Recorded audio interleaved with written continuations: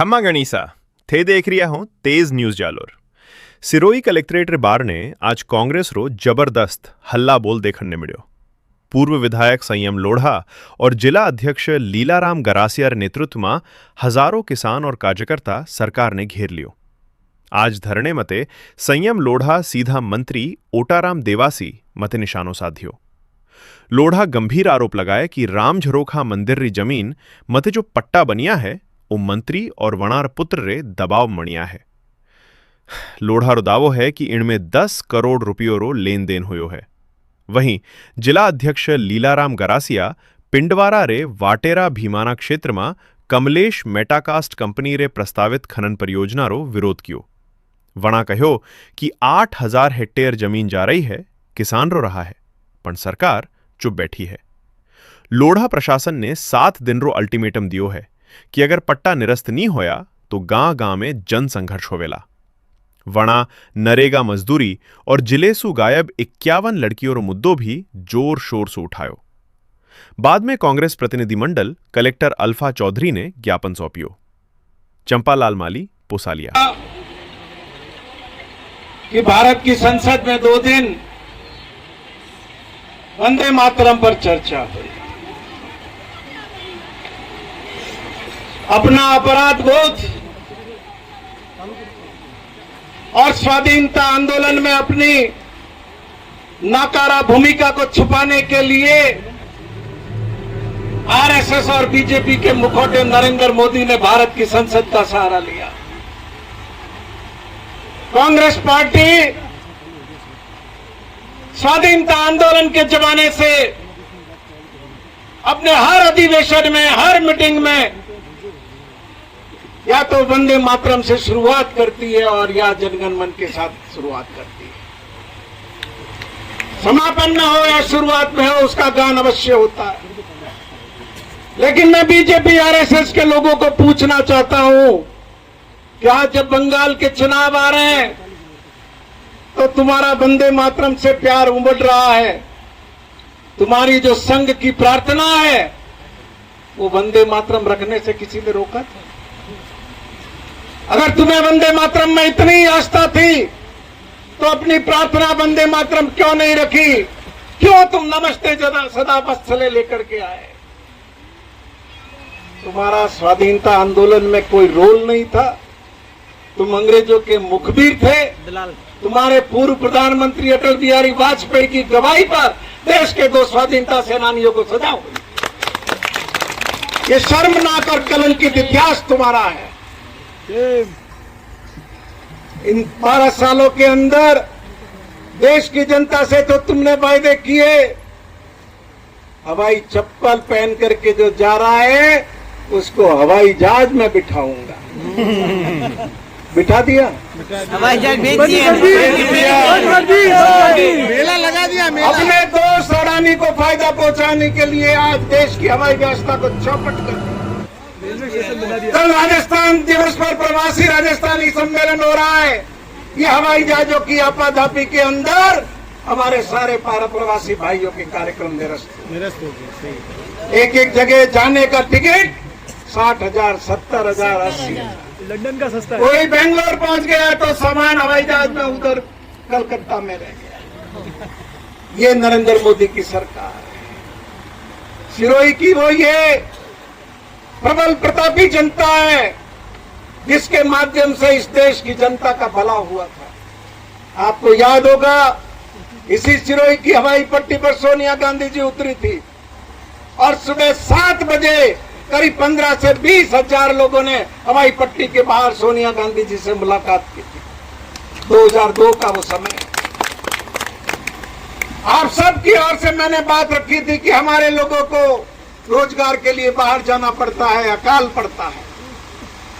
उन्होंने जिस गंभीरता से बात सुनी, 2004 में डॉक्टर मनमोहन सिंह की सरकार आई और 2006 में देशवासियों को रोजगार का नरेगा के माध्यम से दिखा।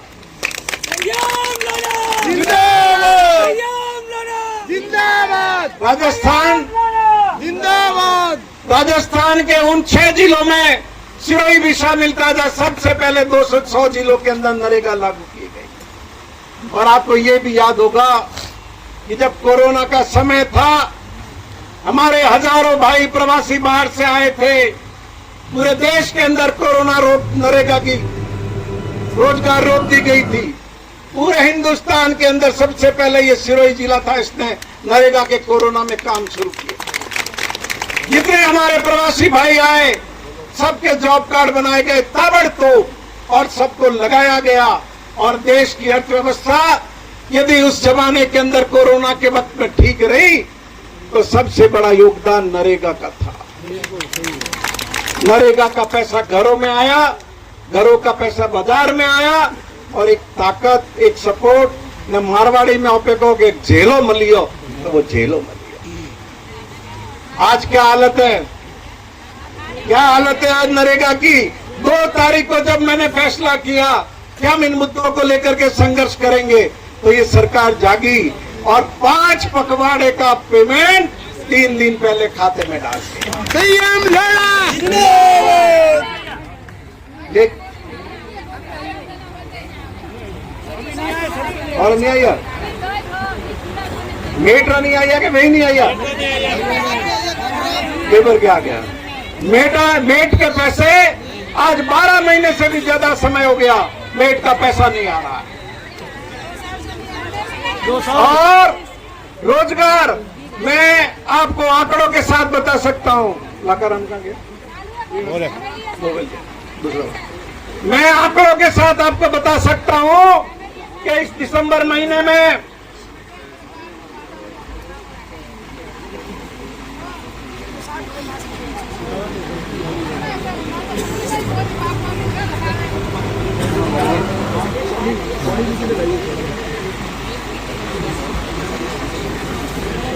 महीने में 2024 के अंदर 37,000 लोग इस सिरोही जिले में लगे हुए थे।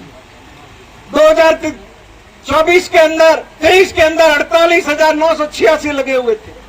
2022 के अंदर 49,955 लगे हुए थे इस दिसंबर के महीने में। मतलब सिरोही जिले के अंदर पिछले 3 साल में दिसंबर के महीने में 50,000 के आसपास आदमी नरेगा में काम कर रहे थे। और आज सिरोही जिले का फिगर है 9,700 समथिंग। मेरा नहीं है, ये आंकड़ा इस सरकार का आंकड़ा, जिसका जवाब अब इस कलेक्टर को देना पड़ेगा।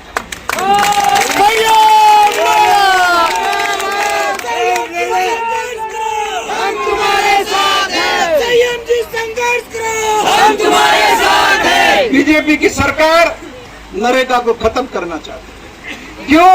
कि देश के आम आदमी की ताकत है, मजदूर की ताकत है, ये किसान की ताकत। और इसीलिए भारत सरकार ने 35% तक बजट नरेगा के अंदर घटा दिया। 160 यहाँ पे खेत में जाओ, कतरा मले 300 डहरा न मले 300 ना आदमी मले। तो बताओ 108 रुपया कोई पी है?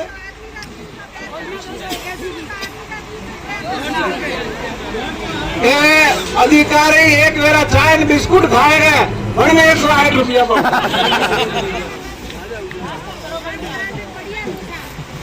तो मैं यही निवेदन आपको करना चाहता हूं कि गांव गांव और ढाणी ढाणी में आप सबको खड़ा होना पड़ेगा, लड़ाई के लिए तैयार रहना पड़ेगा। अगर आप नरेगा को बचाना चाहते हो, ये चाहते हो कि नरेगा का आपका अधिकार सुरक्षित रहे, तो आपको इस संघर्ष के अंदर आगे आना होगा। अब प्रधानमंत्री आवास सरपंच भी बैठे हैं, बहुत से मंडल अध्यक्ष भी है। प्रधानमंत्री आवास की 3री किस्त आई? ले आई। 2री किस्त आई? ले आई। कितने महीने से नहीं आई है? 8 महीने हो गए।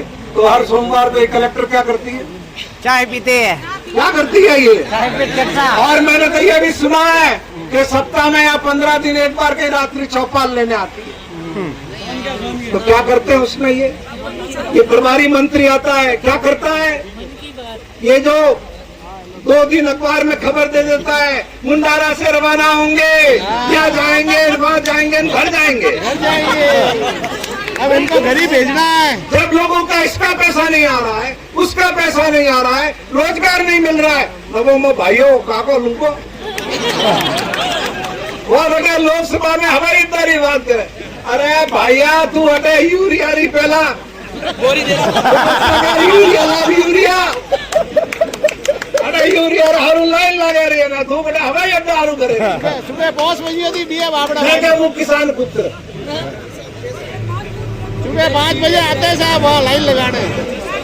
और वो भी तब आई है, एक रैंक जो आई है वो भी तब आई है जब 2 तारीख को मैंने निर्णय कर दिया कि हम यूरिया के मामले को लेकर के आंदोलन करें। और हमने एक गुजारी बात करो मन कौन है मैं अतरू मोटू काम कराइयो है अतरू मोटू काम कराइयो है कहते देवता रह जियो कि क्या करो ए सही रोड़ा जतरो पियो 5 साल में लाइयो वरना वादे में 1 साल में खाइयो मैं बाद में ठा पड़ियो के का पियो लाइयो तो 3000 करोड़ रुपया री ग्रिड कॉर्पोरेशन ऑफ इंडिया री ट्रांसमिशन लाइन है रही है जिनमें 500 बीघा जमीन और रबारियों धक्का ठोकन कैलाश नगर में काड़ियन बनने दी थी बटे डीएसएस बनाइयो और जैसलमेर की लाइन आवे रही है बटे चित्तौड़ जाए 1 यूनिट सिरोही जिला रा मनकोन नहीं मिले 1 यूनिट 1 मेगावाट हिरोई जिला रा मनकोन नहीं मिले न थोड़ा खेतर खराब एरिया वे अलग है थोड़ा खेतर में और खेत में देखी क्या देखी नारायण भाई सबके खेतों के अंदर बिना अनुमति के ट्रांसमिशन लाइन खींच के टॉवर लगा के और भाइयों के मैं 3000 करोड़ लाई है साहूकार पड़े था 3000 करोड़ 5 प्यारी बिजली नहीं मिल रही है क्या किसानों की हालत है इधर 5 घंटे बिजली मिल रही है उसमें भी कटाकटी है वो अलग है। ये धमकी भी इसलिए है कि रात तुम्हारे साथ नहीं रात तुम्हारे साथ हो इनकी औकात है धमकी दे दे किसी के किसान ये सीआई साहब खड़े बहुत अनुभवी आदमी किसी के भी खेत में बिना उसकी अनुमति के कोई भी निर्माण करना अपराध है पुलिस लाके करता है। बीएनएस की तो पुरानी धारा 427 में अपराध था आईपीसी अब क्या होगा मुझे नहीं मालूम।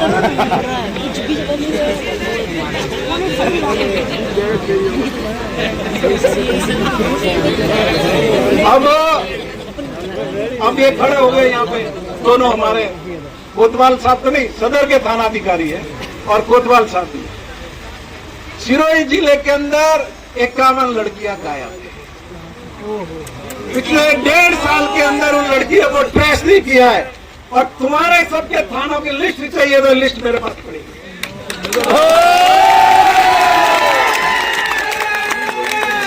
तो पहले तो तुम 51 लड़कियों को बरामद करके लाओ और फिर यहाँ के हमको रोकना।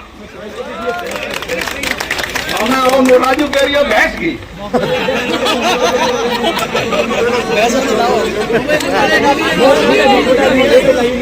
अरे वो तेरी भैंस है सरकार के मंत्री की या उप मुख्यमंत्री की भैंस गई थी वो तो ये ले आए थे। अब बात चोरियों की मैं पूछ सकता हूँ सिरोही जिले के अंदर इस बीजेपी की सरकार में 1000 से ज्यादा चोरियां हुई है 1000 से ज्यादा और उसमें से 750 चोरियां तुमने अभी तक खोली नहीं है। ये लट लेकर के खड़े हो गए चोरों के पीछे जाओ ना यहाँ क्यों टाइम खराब ये तो पकड़ी जानी कलेक्टर पाकती थी चंदन चोर चोरी कर लेगी कोई नहीं अरे मेरा लेन जाई तो पानी बीच बारी पाचा अभी लेन जाई चलिए कोतवाली थाने में तो ऐसा लगता है कि मोटरसाइकिल चोरी का कोई गिरोह ही सेट हो गया आवे बस में बैठे ना आवे उतरे ना मोटरसाइकिल लेन सीधा बारी घटा चले एक बार नहीं लगातार। तो मेहरबानी करके हम तो गांधीवादी लोग हैं गांधी में आस्था रखते आए पूरा जीवन हमारा इसका सबूत है हमारे ऊपर टाइम मत खराब करो और इस पिस्टल की तो बिल्कुल ही जरूरत नहीं मैंने को पिस्टल का लाइसेंस दिया था पहले जब कलेक्टर थे उन्होंने नहीं आप लो मैंने बाद में लिया नहीं मैंने कहा मेरा भी गुस्सा ज्यादा है फालतू किसी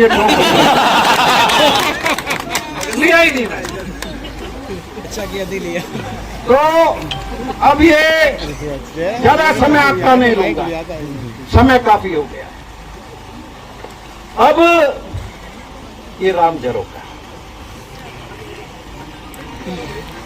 अन्ना पट्टा कीकर बढ़िया जिला में कोटाराम अतरो प्रभावी आदमी है, मुख्यमंत्री जी नागरो बाल है,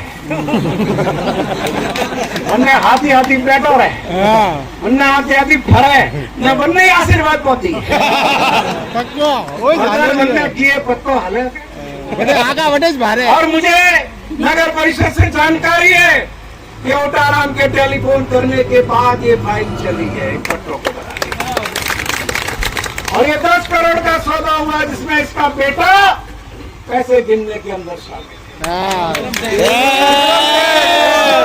मेरे पास सबसे पहले माली समाज के बच्चे आए ये बताने के लिए कि संयम जी ये घोटाला हो गया। मैंने उनको कहा भाई कागज लाओ, बिना कागज तो मैं कोई चीज उठाता नहीं है। फिर पूरे समाज के बच्चे आए, उनको भी मैंने यही कहा, लेकिन 2 महीने निकल गए, 3 महीने निकल गए, कागजों का जुगाड़ नहीं। जिन भाइयों ने आरटीआई लगाई, सब रजिस्ट्रार क्या लगाई, नगर परिषद में लगाई, देवस्थान में लगाई, तो ये हमारे जिम्मेदार अधिकारी किसी ने उसकी कॉपियां नहीं। आखिर में मैं हमारे विधि प्रकोष्ठ को धन्यवाद दूंगा, हमारे प्रकाश जी धवल, हमारे दिनेश जी पुरोहित, हमारे कुलदीप जी रावल, जिन्होंने आरटीआई लगा करके प्रतिभा निकाली। और राम झरोका समिति के भी जो कार्यकर्ता है वो गौरव और दूसरे वो पटेल और जो भी हैं जो मुझसे मिलने आए, उन्होंने सारे कागज मुझे बताए। मैंने शायद ऐसा मुझे अंदाज है कि 1 तारीख को मैंने वो कागज देखे। अब मुझे बड़ा दुख हुआ, ये तो भारी घोटाला कर दिया। 2 तारीख को ही मैंने मीटिंग बुलाई, शिवलिंग ब्लॉक के हमारे साथी बैठे थे। 3 तारीख को सिरोही की बुलाई और उसमें तय किया कि इस लड़ाई को लड़ेंगे। ये जमीन जितने भी है स्टेट टाइम के मंदिर है, ये सब जमीनें राज परिवारों की भी। नाथद्वारा के अंदर भी जो श्रीनाथ जी विराजमान है, जब श्रीनाथ जी को वहां से लेकर के निकले, जो भी हमारे महामहंत है, आगरा गए, ग्वालियर गए, जोधपुर गए, उनको जगह नहीं मिली, भगवान को जगह नहीं मिली। और मैं धन्यवाद दूंगा उदयपुर के तत्कालीन महाराजा राज सिंह जी को, जिन्होंने यह नाथद्वारा के अंदर पूरी श्रीनाथ जी भगवान के लिए जमीन दी और जमीन का इस्तेमाल। ये राम झरोका का मंदिर बेचने के लिए, बेचने के लिए, लूट खाने के लिए, पट्टे बनाने के लिए इन्होंने क्या किया? सबसे पहले इन घोटालेबाजों ने आरएसएस को फंसाया, ट्रैप में लिया। इनको 99 साल की आदर्श विद्या मंदिर की लीज इनको टाइप करके नोटरी करके पकड़ा दिए और फिर ये 8 पट्टे बना लिए। ये पट्टे तो निरस्त होंगे।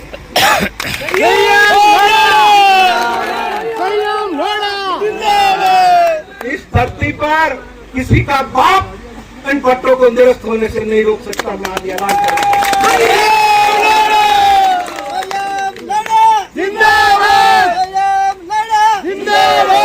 ये आंदोलन का प्रथम चरण है, शुरुआत है ये। अगर अब भी ये नहीं बैठी है, बदललाल एंड कंपनी नहीं जागी, नहीं चाहती, तो ये कागज तो ऊपर तक जाएंगे ही, यहाँ भी आंदोलन और फैलेगा। वही सरजावाल गेट है और वही हम है और वही आपकी सभा है।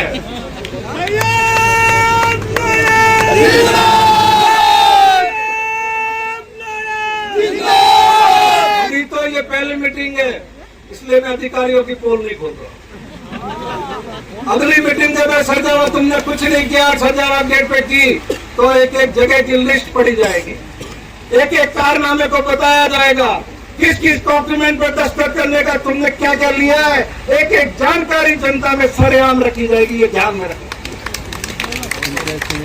और ये जो लोग हिंदू धर्म के ठेकेदार बने हुए, 4 महीने हो गए, कहाँ छुपे हुए थे ये हैं?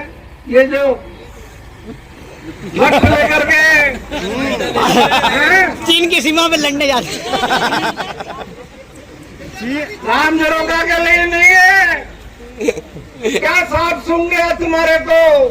हिंदू धर्म के ठेकेदारों, हाँ? बिल में घुस गए, बिल में। भाई साहब लोग कहाँ गए? भाई साहब लोग बिल में घुस एक छोटे से टुकड़े के अंदर तुमने राम जरोगा की जमीन बिकवा दी।